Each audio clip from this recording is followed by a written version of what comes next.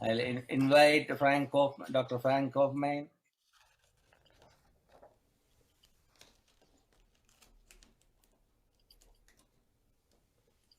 Good Frank morning, Kaufmann. Guruji. Namaste, namaste. Namaste. Thank you for the opportunity to speak and to be with your important gathering and your illustrious guests. It's a great honor for me. I'm grateful to be in New York. I think I may be one of the luckiest ones on the call because I'm near you, Guruji. And this is an enormous blessing. It affords us the chance to be together more easily, and not only officially, that we can take a walk through the city and I can benefit from your moment-to-moment spirituality, that this is the natural part of life. It's the place where one learns more easily. When we meet formally and in official gatherings, it's usually quite difficult to inherit the blessings of a spiritual leader or a spiritual friend, but it's the moment-to-moment parts of life.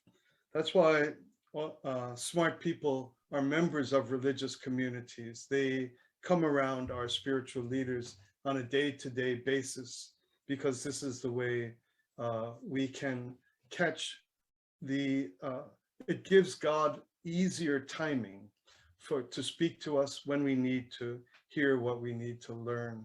So I thank God that I'm near to you, Guruji. I'm impressed with your constant investment in these events.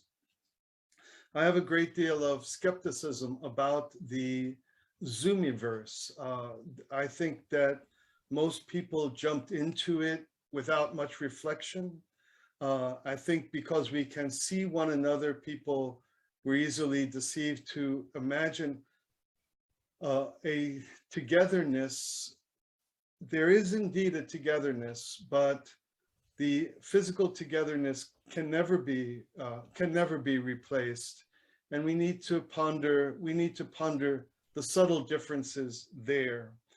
But in your case, you have invested so constantly in gathering us that even here in Zoom, you have created a community of genuine love, of genuine feeling, genuine emotion, genuine presence. And that is a real accomplishment. It's a new form of spirituality, I believe, because we did not expect this to befall us. We've never had this in history before, when we can gather in this flat digital way. And so there must emerge a spirituality that is responsive to our new situation.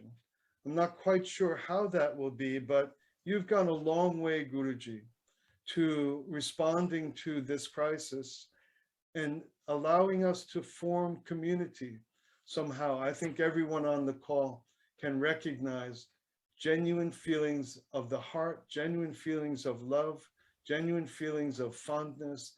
And that's an achievement. And I think we all have you to thank for that. I don't want to speak long. Maybe I already have. I hope not. But the couple of words I wanted to say is that you're focusing on the spiritual today in this meeting, or you call it a spiritual festival.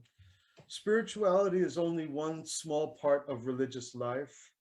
There's many elements of religious life that involve keeping a community together. To keep a community together also involves a certain form of politics. All religious bodies have politics. All religious bodies have kind of domestic relations and foreign relations. A lot of religious bodies seek to have a relationship with the United Nations. But spirituality is the core of religion. It's the reason why all else about it exists. So if we're interested in interfaith, if we're interested in interreligious relations, we need to know all the different elements of religion that need to be engaged. If we're going to focus just on spirituality, then we should look in our religions to see what part of our spirituality is directly dedicated to making believers better interfaith people. We also need to look at what part of our religious economics, what part of our buildings, what part of our daily schedule, everything that goes into maintaining a religious group, all of that, you can have, maybe one day, Guruji, you can have a meeting called buildings, sacred buildings, or artifacts, or scriptures. It can be anything. Today you've picked spirituality.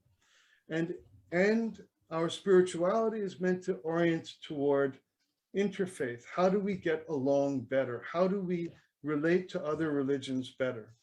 So if those are the two things on our mind today, then I would ask all of us in humility and in gratitude to be among you. Let's look at our religions. Let's look at its spirituality, and let's see if we are taking seriously knowing the spirituality of each of our unique religious traditions. How does that help the believers, the Hindus the Hindus in our church, the Muslims in our masjid, on our Friday meetings, who we meet week to week? How does the spirituality of our community make our fellow believers of our unique and particular religion better as interfaith people? At the end of the day, I believe and hope and pray that interfaith means nothing more than this. How do I help members of other religions? I as a Hindu, I as a Muslim, I as a Jew, I want to know that as a Jew, how do I help believers in other religions? That's my interfaith. As in their religions, not only as other people. Okay, thanks for the chance to say a few words, Guruji. You brought right points, because interfaith is not easy to bring to the world. A lot of time religious dogmas or the cultural dogmas will play the role. But we are here to bring people together. So thank you, Dr. Frank Kaufmann. I know you did so much for the interreligious community and interfaith community around the globe. You are one of the pioneers, I'll say, in the world, whom I know. Sami Bua was part of it in different events. I know Reverend Moon did a lot of work, and Rabbi Joseph Garberman did a lot of work. So many of them, and you are one of them.